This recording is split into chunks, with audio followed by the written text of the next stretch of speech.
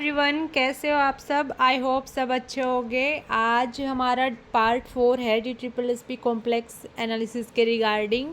तो अगर किसी ने पिछली 3 क्लासेस नहीं देखी हैं तो पहले उन 3 क्लासेस को कवर अप करना, उसके बाद में ये क्लास देखना ताकि आपको अच्छे से क्लैरिटी हो।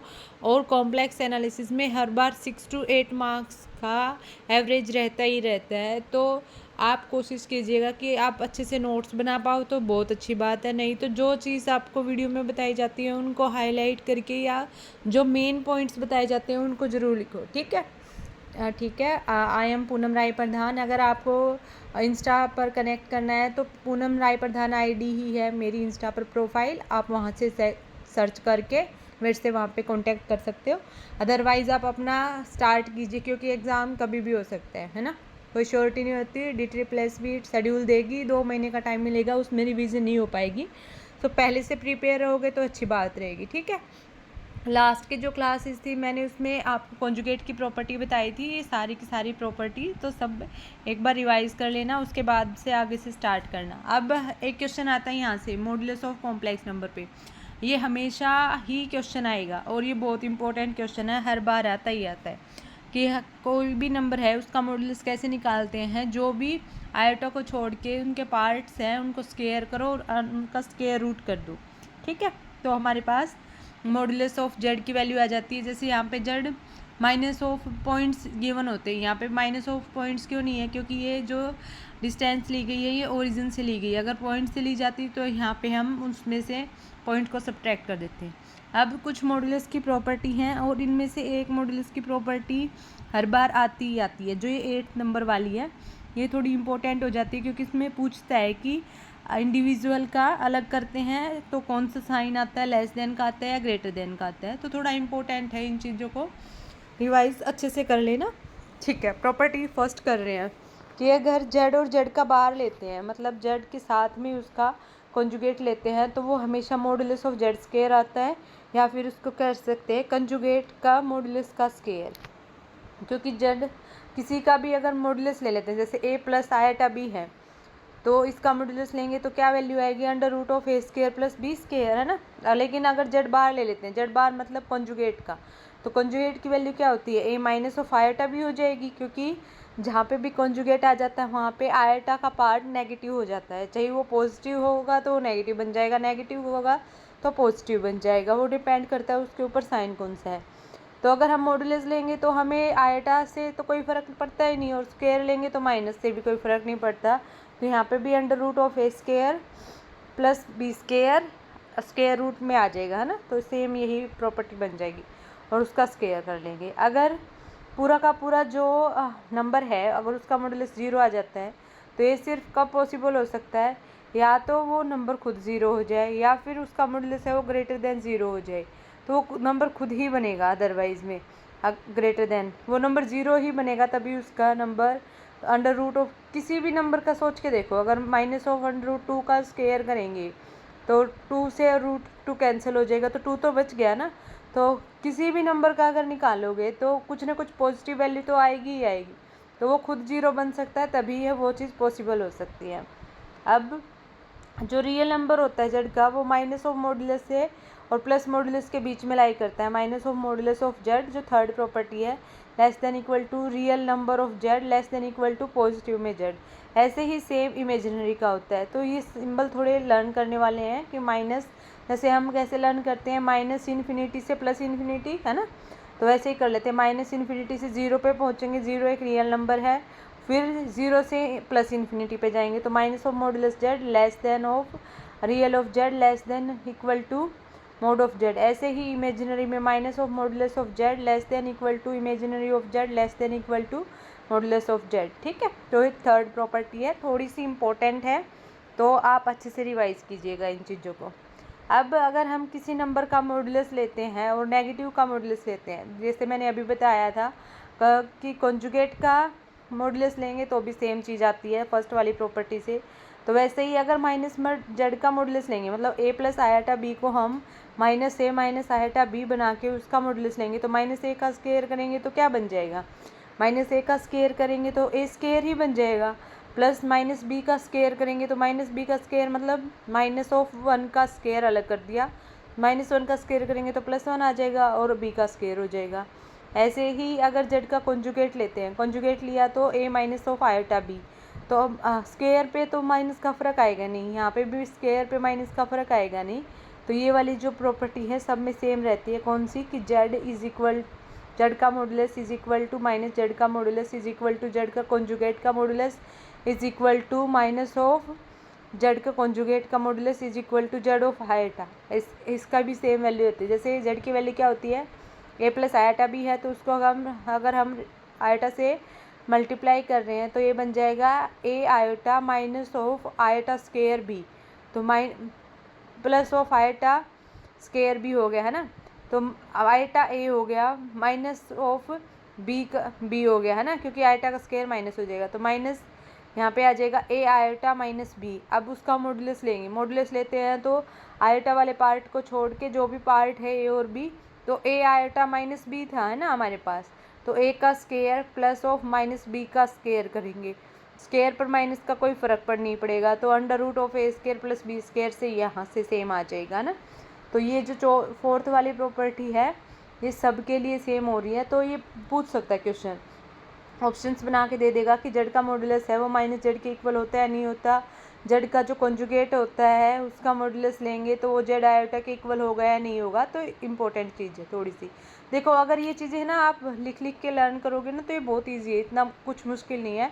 और DSSB का मेन पर्पज़ यही होता है कि आप 60 मिनट में 70 to 80 क्वेश्चंस को गो थ्रू हो, तो उसमें से वो हर बार 50 to 55 क्वेश्चन तो ऐसे डालता है जो आपको सिर्फ टिक करने के होते हैं, कैलकुलेटिव पार्ट थोड़ा कम होता है। हाँ वो 30 क्वेश्चंस में ऐसा करता है कि भी वो कैलकुलेटिव पार्ट रखता है जिसमें आपको आधा से 1 मिनट लगे, लेकिन वो 40 से 50 क्वेश्चन हर बार ऐसे ही देता है कि आपको सिर्फ टिक मार्क करना है, अगर आपको आता है तो आप टिक करो, जो 2-3 सेकंड का काम है, और अपना टैब में आगे बढ़ते जाओ। ऐसे ही वो 30 क्वेश्चन ऐसे देता है जिसमें आपको 30 सेकंड टू 1 मिनट का टाइम लगता ही लगता है, और 20 क्वेश्चन ऐसे होते हैं जो किसी को नहीं आते होते, वो चाहे कितना पढ़ाने वाला हो चाहे कितना पढ़ने वाला हो, क्योंकि DSSB सिर्फ ये देखता है कि आपकी एक्यूरेसी के साथ स्पीड कितनी है ना।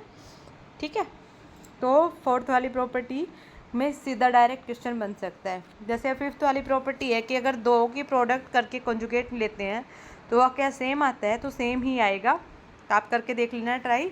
कि जैसे फिफ्थ वाली प्रॉपर्टी क्या बोल रहा है कि Z1 Z2 का मॉडुलस लेंगे तो इंडिविजुअल का अलग अलग हो जाता है। ऐसे ही सिक्स्थ वाली में क्या बोल रहा है कि अगर किसी की पावर है, मतलब कॉम्प्लेक्स नंबर की पावर n है, उसका मॉडुलस लेते हैं या फिर मॉडुलस का लेके उसकी पावर n करते हैं तो क्या चेंजेस आते हैं, तो सेम रहता है, कुछ चेंजेस नहीं आएंगे। जो z की पावर n का मॉडुलस लेंगे और z का मॉडुलस करके n करेंगे सेम ही आता है। जैसे यहाँ पे z की पावर 4 का मॉडुलस किया, इंडिविजुअल को खोला, 4 टाइम्स ऑफ z की मल्टीप्लाई कर दी और 4 बार उनको अलग अलग लिख दिया, क्योंकि ये पहली वाली प्रॉपर्टी थी तो उसको मॉडुलस ऑफ 4 टाइम्स लिख दिया। ऐसे ही अगर ये मल्टीप्लाई के साथ और डिवाइड वाला इंडिविजुअल अलग हो जाएगा कि Z1/Z2 का कंप्लीट का मॉडुलस था तो Z1 के ऊपर मॉडुलस अलग आ जाएगा और Z2 के ऊपर मॉडुलस अलग आ जाएगा। अब है एट्थ वाली प्रॉपर्टी जो कि बहुत इंपॉर्टेंट है कि Z1 माइनस Z2 का इंडिविजुअल का मॉडुलस लेके अगर उसमें से सब्ट्रैक्ट करते हैं तो हमेशा less than equal to Z1 plus Z2 का मॉडुलस लेस देन Z1 का मॉडुलस प्लस Z2 का मॉडुलस। ऐसे ही इसको लर्न करने का तरीका बता रही हूँ। जैसे हम लर्न करते हैं -∞ टू 0, 0 टू +∞, तो पहले माइनस आएगा, लेस देन इक्वल टू का साइन जो ऊपर वाली थी, फिर बीच में प्लस आएगा, और क्योंकि यहाँ पे माइनस है फिर प्लस है और फिर प्लस है, तो 0 को प्लस माइनस दोनों के साथ कंसिडर किया जा सकता है, तो हम प्लस वाले के साथ कंसिडर कर रहे हैं यहाँ पे, और प्लस आ जाएगा। ऐसे ही आगे वाली 9th वाली प्रॉपर्टी है, अगर Z1 प्लस Z2 का स्क्वायर करते हैं तो क्या चेंजेस आते हैं। यहाँ पे प्लस है तो सब में प्लस आएगा, ठीक है, ये बता रखा है। अगर यहाँ पे तो Z1 का स्क्वायर प्लस Z2 का मॉडुलस का square plus 2 times of real part of Z1 Z2 का बार, ठीक है। अगर ऐसे ही Z1 प्लस Z2 का स्क्वायर करते हैं तो क्या होता है, Z1 का मॉडुलस अगर ये सिर्फ प्योरली इमेजिनरी हो रहेगा तो ये हो जाएगा, क्योंकि वो रियल जो पार्ट है 8th वाली प्रॉपर्टी से रियल पार्ट 0 बन जाएगा, रियल पार्ट 0 बन जाएगा तो ये प्योरली इमेजिनरी बन जाएगा, ठीक है। उससे आगे क्या है की 11th वाली प्रॉपर्टी है। तो 9th और 10th वाली प्रॉपर्टी, 8th वाली सबसे ज़्यादा इंपॉर्टेंट है। 9th और 10th में सिर्फ ये लर्न करने वाली बात है कि अगर रियल पार्ट नहीं है उसके अंदर तो वो नंबर प्योरली इमेजिनरी नंबर है, ठीक है। 11th का क्या बोल रहा है, Z1 + Z2 और Z1 - Z2 का अगर मॉडुलस का स्क्वायर करते हैं तो वो 2 टाइम्स हो जाता है, क्योंकि एक में +2 times of real Z1 Z2 का बार आएगा, अगले वाले में -2 real times of Z1 Z2 का बार आएगा, तो वो 0 बना देगा। तो 2 टाइम्स ऑफ Z1 का मॉडुलस का स्क्वायर प्लस Z2 का मॉडुलस का स्क्वायर हो जाता है, जो एक पैरेललोग्राम का लाभ भी बनता है। ऐसे ही अगर हमें Z का इन्वर्स निकालना होता है तो हम कैसे निकालते हैं, ये 12th वाली प्रॉपर्टी है। अभी तक तो इसके ऊपर कोई क्वेश्चन आया नहीं हुआ, बट एक स्टेटमेंट के रूप में एक क्वेश्चन पूछ सकता है कि अगर Z का इन्वर्स निकालना होता है तो modulus of Z conjugate of Z upon में मॉडुलस ऑफ Z का स्क्वायर, अगर Z is not equal to 0, अगर Z ही 0 बन गया तो वो इनडिटर्मिनेंट फॉर्म में पहुंच जाएगा, जो हम कैलकुलेटिव नहीं कर पाएंगे।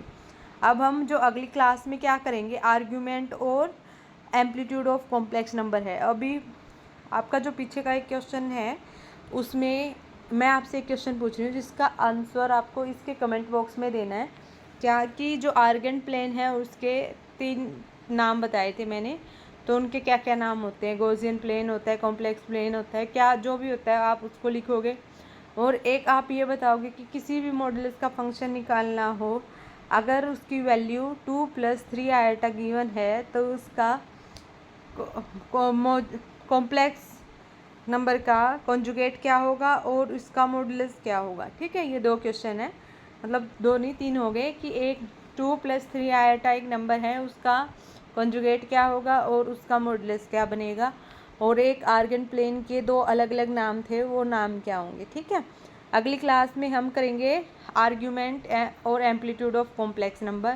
देखो बहुत इजी है, अगर डेली करोगे थोड़ा थोड़ा तो ऐड ऑन होती रहेंगी चीज़ें, लेकिन अगर नहीं करोगे तो कुछ नहीं होगा। और आपको कोई भी डाउट हो, कोई भी चीज़ समझ में नहीं आए तो आप है ना कमेंट बॉक्स में बता देना, ताकि हम अगली क्लास में उसको कवर अप कर लें। किसी को इंस्टा प्रोफाइल से कांटेक्ट करना है तो आप पूनम राय प्रधान गूगल जाकर भी कर सकते हो, सर्च आ जाता है नाम, और इंस्टा पर जाकर पूनम राय प्रधान सर्च कर लेना, मेरा प्रोफाइल आ जाएगा आपके सामने। मिलते हैं नेक्स्ट क्लास में, तब तक रिवाइज ज़रूर कीजिएगा। सबसे अगर आपको सिलेक्शन लेना होता है तो सबसे इम्पोर्टेंट होता है हमारा रिवीजन और कंसिस्टेंसी। अगर आप कंसिस्टेंसी के साथ काम करते रहते हो तो रिज़ल्ट आएगा ही आएगा। डिसिप्लिन, कंसिस्टेंसी और डेली रिवीजन, ये सक्सेस का ही मंत्र है। मिलते हैं नेक्स्ट क्लास में। Thank you so much.